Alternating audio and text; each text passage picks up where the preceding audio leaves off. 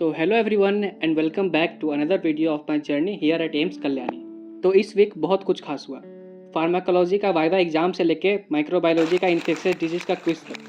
तो इस वीडियो में आप लोग देखोगे कि कैसे मैं फार्माकोलॉजी का वाइवा का एग्जाम को प्रिपरेशन करता हूं, जो कि एक पूरा यूनिट था एंडोक्राइन, जो कि बहुत हार्ड और बहुत इंपॉर्टेंट यूनिट है फार्माकोलॉजी के पर्सपेक्टिव से, जिसमें आप डायबिटीज़ के बारे में देखोगे, आप थायराइड के बारे में देखोगे और बहुत सारे इंपॉर्टेंट टॉपिक्स के बारे में देखोगे। तो इस वीडियो में आप लोग देखोगे कि मैं कितनी जल्दी कोई भी सब्जेक्ट है, कोई भी टॉपिक है मैं कवर करता हूँ और उसे कैसे लॉन्ग टर्म के लिए रिटेन भी करता हूँ। मैंने अपने फर्स्ट एवर क्विज में पार्टिसिपेट किया यहाँ एम्स कल्याणी में, और जो कि बहुत अच्छा रहा। मैंने एक स्मार्ट वॉच भी जीता, तो उसका भी क्लिप आप देखोगे इस वीडियो में। लोग मुझे नहीं जानते हैं, मेरा नाम नीलेश भारती है और मैं एम्स कल्याणी का सेकेंड ईयर MBBS स्टूडेंट हूँ। तो वेडनेसडे आफ्टरनून यानी 2 बजे से हमारा वाइवा शेड्यूल था फार्माकोलॉजी का।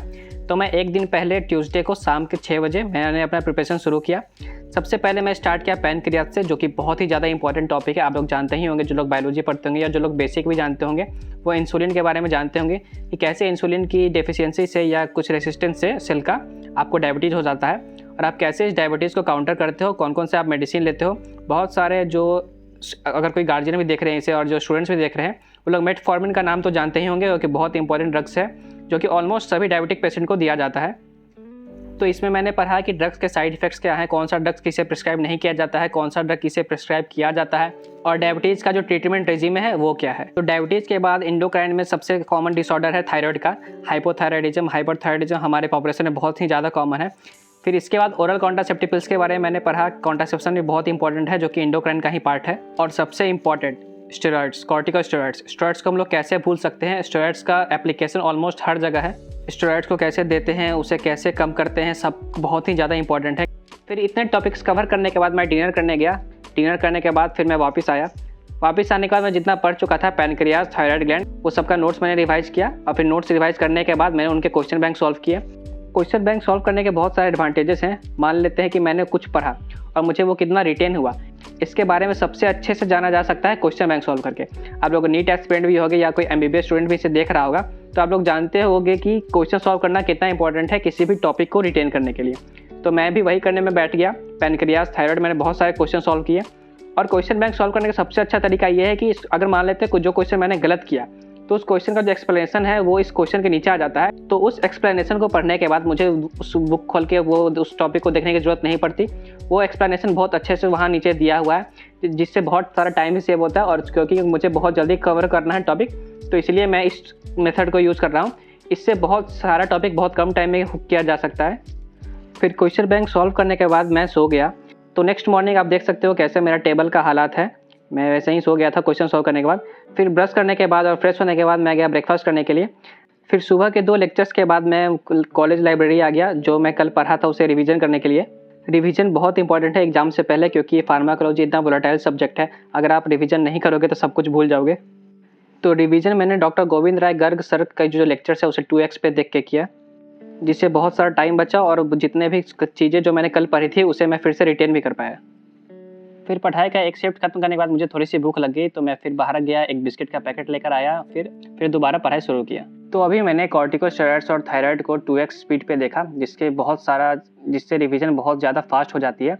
फिर उसके बाद मैंने पैनक्रियाज खोला, जो कि बहुत ही ज़्यादा इंपॉर्टेंट है, जिसे मैंने फिर से 2x स्पीड पे देखा। साथ ही साथ मैंने नोट्स बनाए थे, उसको मैंने रिवीजन किया। देखिए, ऐसा करने से जो आपका पढ़ाई का स्पीड है वो बहुत ही ज़्यादा फास्ट हो जाता है, क्योंकि बहुत कम टाइम में बहुत ज़्यादा सिलेबस ख़त्म करना है। तो ये बहुत अच्छा ऑप्शन है सिलेबस ख़त्म करने का।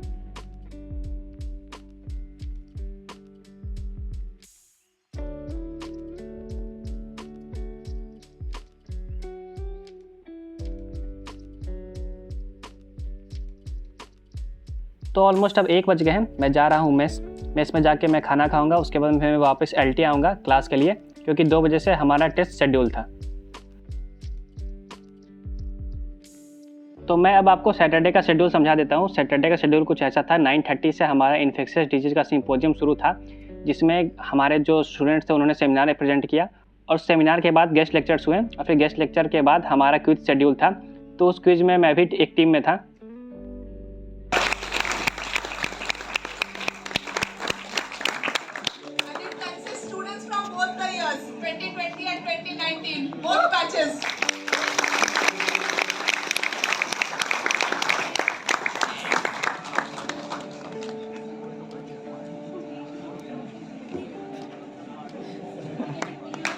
We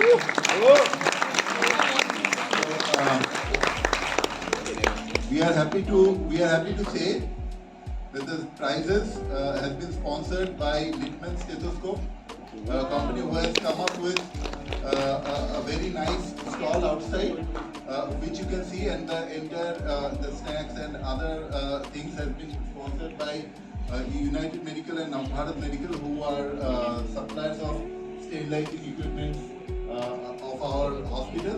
So there are stalls. While going, you should see that. तो अभी मैं जस्ट क्लास से आया हूँ, अभी 3 बज रहे हैं, क्योंकि हमारा जो माइक्रोबायोलॉजी का वो सिम्पोजियम था इन्फेक्शियस डिजीज़ का, वो थोड़ा ज़्यादा एक्सटेंड हो गया। क्विजेस वगैरह भी थे और गेस्ट लेक्चर्स भी थे। तो हमारा माइक्रोबायोलॉजी का क्विज हुआ इन्फेक्शियस डिजीज़ का।